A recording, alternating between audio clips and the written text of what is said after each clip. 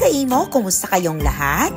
Ngayon ay special po yung ipapakita ko sa inyo. Mahigit 16 years na ako dito sa Korea guys, pero ito yata yung kimchi ko na pinakamasarap ngayon.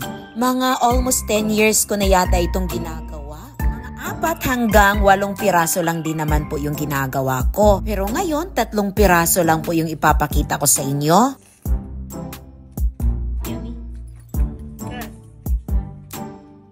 Ayan, masarap daw, sabi ni Jiwan.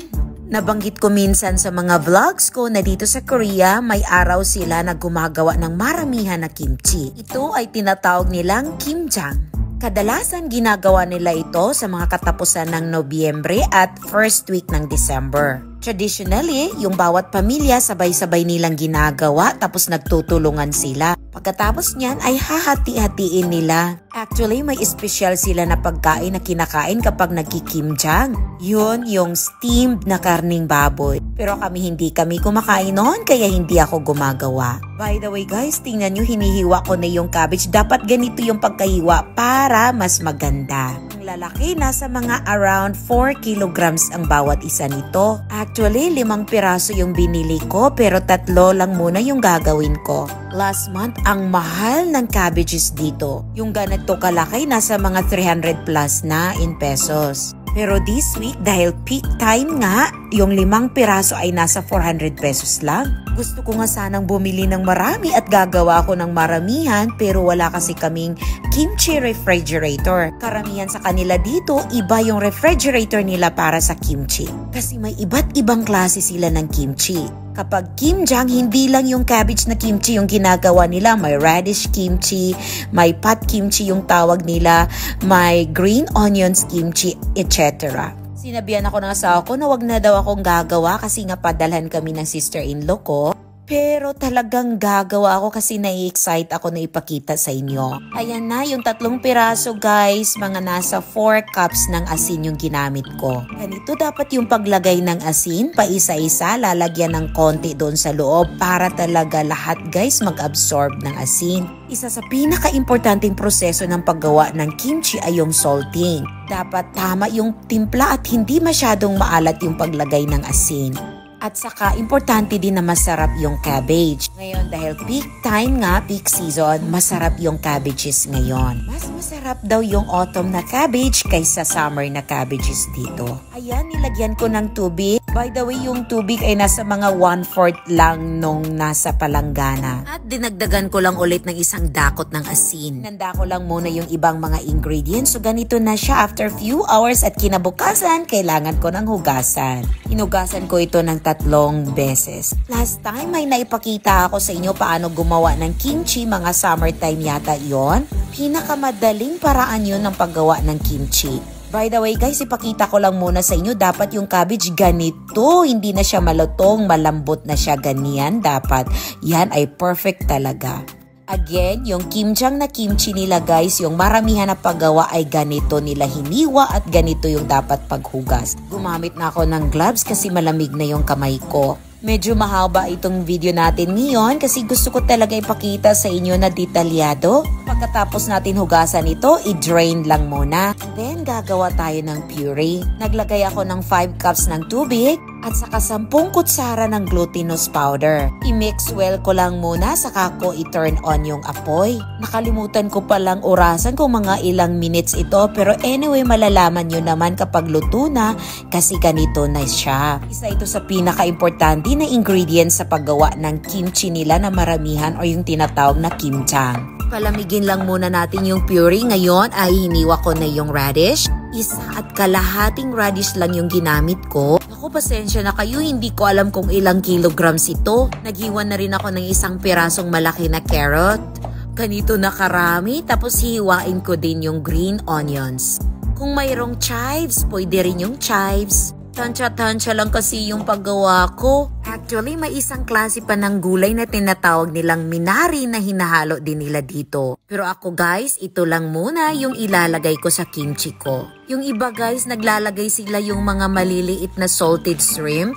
Mas masarap daw yung kimchi pag mayroong ganon, yung mga nasa restaurant na kimchi. Nilagyan ko rin ito ng 3 piraso ng sibuyas na malalaki. Pero itong isa ay hiniwa ko lang ng ganito at hindi ko na siya isali i-mixer. Yung 2 piraso lang yung i-mixer ko. And then ganito karami na luya yung hinalo ko. Tingnan nyo lang ng maigi kasi hindi ko talaga siya alam kung ilang grams ito. Iniwa ko lang siya ng maliliit bago ko i-mixer. Itong bawang naman ay nasa mga 1 cup. Iniwa ko lang din muna and then may 3 piraso ako ng apple.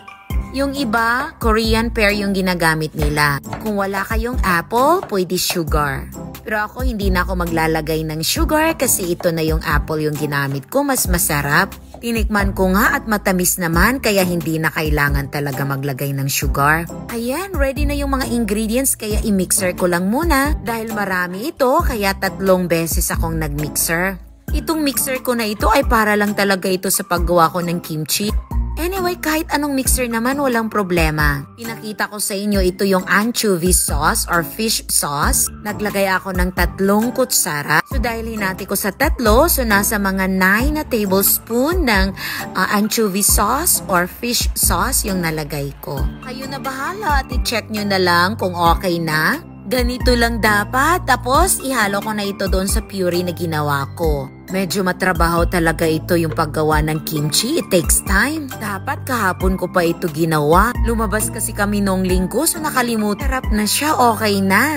So ready na yung mga ingredients natin. Malinis itong palanggana na gagamitin ko. Pang kimchi lang talaga ito. So ito na yung mga dry na ingredients natin. Yung mga gulay. Katapos ay ihalo ko din itong liquid na ingredients natin. Dito sa Korea, madalas pula na kulay na palanggana yung ginagamit nila kapag gumagawa ng kimchi. And then, nilagyan ko na ng chili flakes. Hindi ito masyadong manghang na chili flakes. Hindi ito masyadong manghang. Bigay lang ito ng sister-in-law ko sa amin. Konti na lang natira. Sana mabigyan kami ulit. Dinagdagan ko lang ng 1/4 cup ng anchovy sauce. And then, hahaluin lang natin ito ng maigi. Takes time yung paghalo nito para pantay yung lasa. Again, yung mga Koreans guys, nilalagyan nila ng salted shrimp. I-mixer nila yon, pero kami dahil hindi kami kumakain noon, hindi ko nilalagyan. At alam nyo, mas masarap kapag lagyan nyo. Yung iba nakalagay na sa botilya, makakabili kayo noon. I'm not sure kung pwede ba yung alamang sa Bisaya yun sa amin, baka pwede yun yung ilagay. So ready na yung lagayan ko ng kimchi.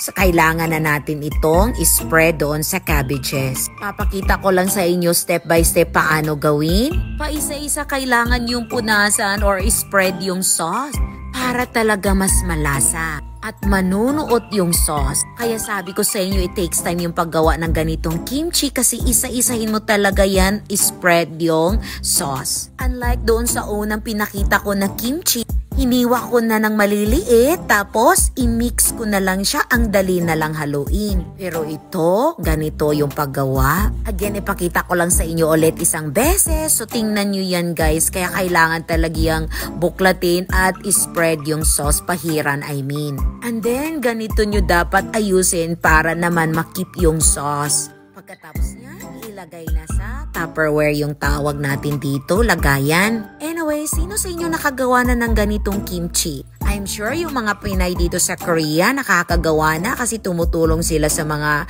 parents-in-law nila. Or minsan may mga organization or sa simbahan namin gumagawa din kami at tumutulong ako.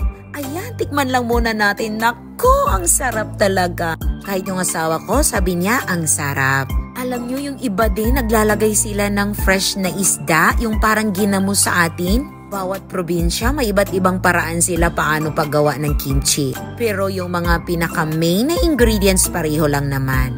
Yan, nakalagay na sa container or Tupperware. Nag-sprinkle lang ako ng sesame seeds para mas maganda at masarap. Kain tayo, how I wish matikman nyo yung ginawa ko.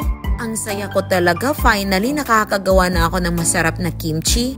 Dati kasi nung bago pa lang ako gumagawa, hindi siya ganun kaganda at masarap. Pero ngayon, nako, ang sarap na ng ginawa ko. Masarap ito dahil bagong gawa. Pero alam nyo, yung matagal na kimchi, masarap yon gawin ng kimchi jjigae or sinabaw na kimchi. Mas masarap din gawin ng kimchi fried rice kapag matagal na. Again, gusto ko magpasalamat sa inyong lahat. Maraming salamat po sa walang sawang suporta. Kita-kits po tayo ulit bukas. Bye everyone! Annyeong!